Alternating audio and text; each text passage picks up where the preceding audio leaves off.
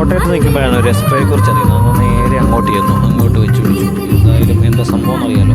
അങ്ങനെ എസ്പോടെ അവിടെ എത്തി. നമ്മളെ വെൽക്കം ചെയ്യാൻ വേണ്ടി വലിയൊരു പരന്ത് നിൽപ്പുണ്ട്. അവിടുന്ന് ടിക്കറ്റ് എടുത്തു. ടിക്കറ്റിന് 100 രൂപയാണ് റേറ്റ് വരുന്നത്.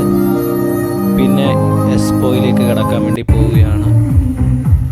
അവിടുന്ന് ടിക്കറ്റൊക്കെ എടുത്ത് 5 വയസ്സ് താഴെയുള്ളവർക്ക് ടിക്കറ്റ് ചാർജ് ഇല്ല, ഫ്രീ ആണ്. അങ്ങനെ എസ്പോയുടെ ഉള്ളിലേക്ക് കിടന്നു.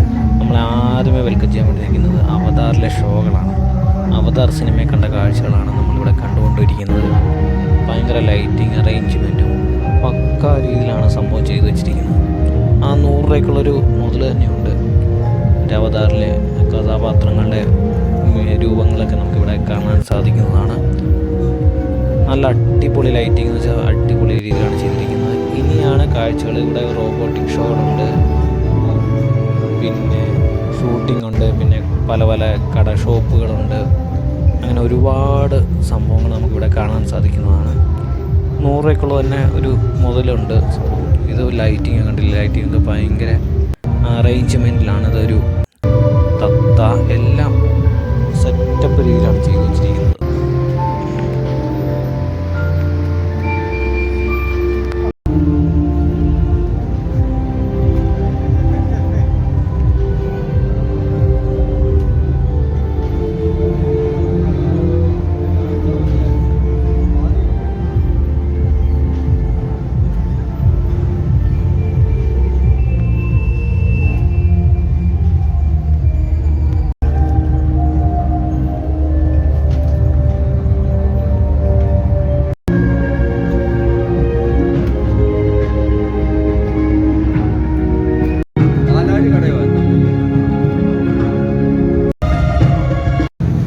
ഈ ഷോയിലെ ഏറ്റവും വലിയൊരു അട്രാക്ഷനാണ് ഈ റോബോട്ടിക് ഷോ.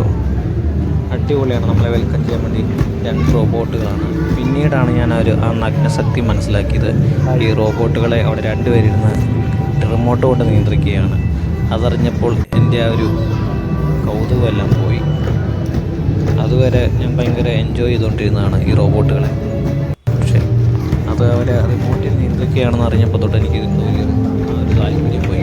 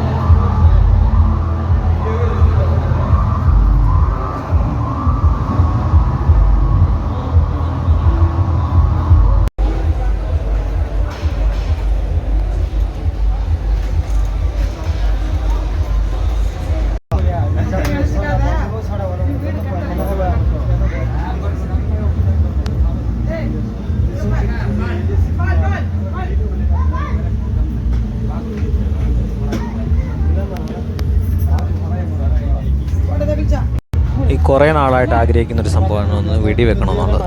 അങ്ങനെയാണ് ഇവിടെ വന്നപ്പോൾ ഷൂട്ടിങ്ങിനുള്ളൊരു അവസരം കിട്ടിയത്. 50 രൂപയ്ക്ക് 5 റൗണ്ട് വെടി വെക്കാം. ആ ബോളിലേക്കാണ് വെടി വെക്കേണ്ടത്. അങ്ങനെ ലോഡ് ചെയ്തു. ഇവർ പൊട്ടിക്കുന്നത് ആദ്യമേ കാണാം, എന്നിട്ട് മേടിക്കാം. എങ്ങനെയുണ്ടെന്ന് നോക്കിയിട്ട് മേടിക്കാം.